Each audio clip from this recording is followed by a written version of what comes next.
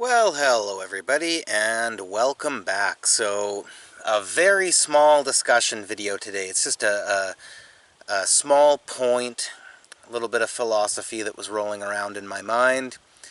And this isn't going to be a big, long discussion video with all sorts of um, different nuanced things attached to it or anything like that. It's just a very quick thing to, if you watch this, maybe contemplate for a little while or think about throughout the day. So, if you watch the channel, you know that I film animals a lot, bit of a wildlife documentary and all that kind of stuff. My most recent video that I just put up yesterday was of not a huge, but a fairly decent sized black bear, about medium size, I guess. And this thought sort of passed through my mind several times, but I just thought I'd talk about it on the channel here a little bit. So, when it comes to humans and their involvement with nature, it's always baffled me how human beings really, at the end of the day, we're at the very top of the pyramid of the food chain. We're at the very top of the food chain. We're the dominant species of the world.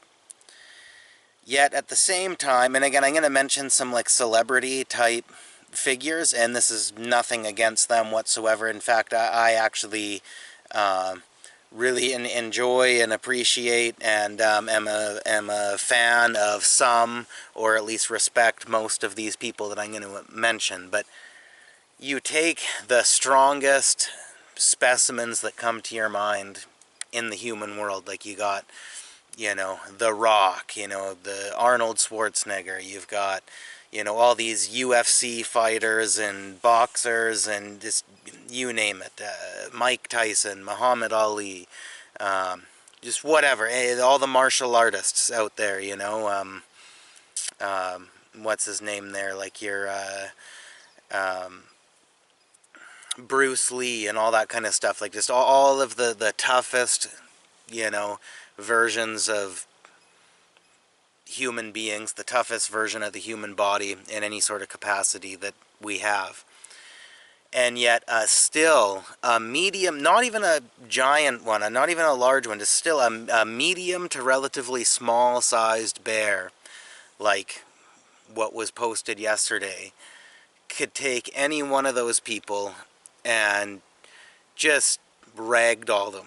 You know, right? Like their physical strength is nothing compared to even a medium to small size bear, let alone, you know, a big bear, like a big black bear or a grizzly bear or a mountain lion, a wolf, whatever. And again, and I'm a lover of animals and nature and all that kind of stuff, so a lot of my audience that's on the same page with that might get mad at me thinking that I'm villainizing animals or something like that. I'm not at all. This is not to induce fear into people about animals and nature. Like, that's not what the point of this video is. But and yeah, you know, bears very rarely attack, and they don't want anything to do with you really, and all that kind of stuff. Like, just to disclaim that.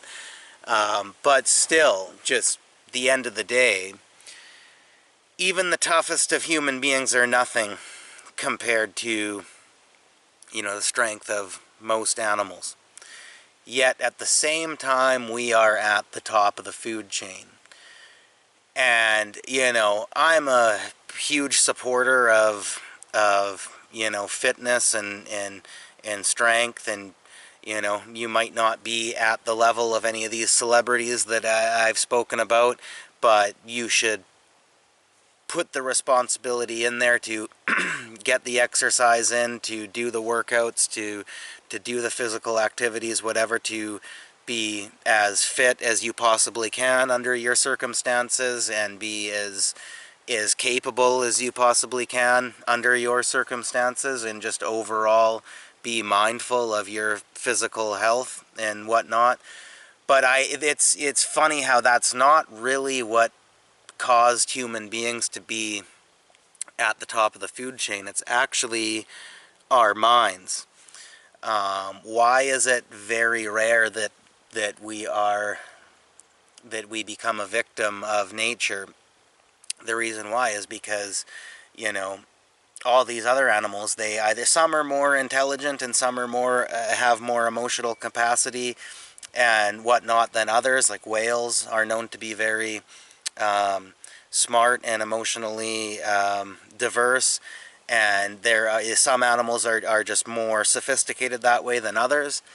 But we used our mind to create buildings and structures and cities and all that kind of stuff, so that, you know, we most likely have somewhere to go hide out and get to, and you know, be in a place where nature can't attack us or get us.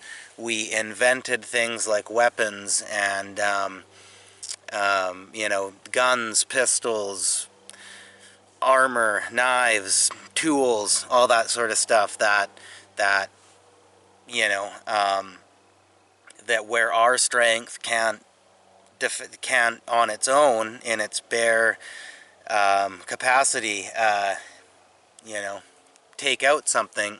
We've created these tools that can help us with that, and that you know, basically compensate for our lack of strength. You know, we've created vehicles, and you know, we might be able to run fast, but still a bear can run faster, a mountain lion can run faster, a wolf can run faster, and you know, there are situations that we might find ourselves in where we don't have the ability to use these tools, but for the most part, there's some sort of vehicle around that if we can get to that, we can beeline out of there a lot quicker. A motorbike, a quad, something with an engine on it and wheels that can compensate in a situation like that, that could compensate for our lack of speed by using a tool that we created with our minds to be able to get out of there quicker. And of course, there's other reasons why we created these tools and these things as well. It's not all that, but just generally, our minds have created these things that can, that's what basically gives us the upper hand. We can get away from things and we can hide from things a lot easier. So it's basically just something to ponder, just because we know we're at the top of the food chain, and you know, a lot of people that are into fitness and into working out and are very strong people sort of think like, oh yeah, like I'm tough, like, you know, it goes to their head sort of that way. But I think it's almost viewing it in a wrong way. I mean, all that stuff's very important, and like I said, I can't stress enough how much I support all of that stuff and think everybody should incorporate it into their lifestyle as best as they possibly can. You might not be at elite level or even top tier, but you can be as best as you can with it if you practice and incorporate it into your life. But still, that tends to go to people's heads, and they tend to over exaggerate that side of things. It's just a very interesting philosophical point to think about, that the reason that we are at the top of the food chain and that we are not often attacked and maimed by wild animals and nature. And I'm not even talking all about animals, just nature in general. There's some deadly things, that even the poison, of anything from poisonous insects to poisonous plants to sinkholes and quicksand and all that stuff. The reason that we don't succumb to this stuff that much is not because of our physical strength. It's because of our minds. Even when we go out into nature, we've brought our protection with us, whether that's weapons, whether that's a vehicle to get to, whether that's a strong structure, you know, that isn't just a tent, or at least some sort of protective perimeter around our tent, or you know, something that protects us. We've already pre-planned our own protection without even really thinking about it tons. It's almost at an unconscious level. We just, or subconscious, I guess, level, we just automatically do these things when we know we're going out into nature or going far away from civilization or whatever. We've already pre-intellectualized and planned our protection using our minds. Otherwise, we wouldn't have to do any of that stuff, or we wouldn't do any of that stuff. We would just be, you know, big and strong and walk around through nature with this confidence that, oh, it doesn't matter if there's a sick animal that might be, you know, more aggressive than usual, or there could be poisonous things around or whatever. Like, I'm just big and tough and I can conquer over all that, so I got nothing to worry about. It's not that civilized society and that the human species conquered the world on, and that we are, for the most part, not affected by the perils of nature. It's not because of our physical strength, it's because of our minds. That's what made us sophisticated and able to do what we do.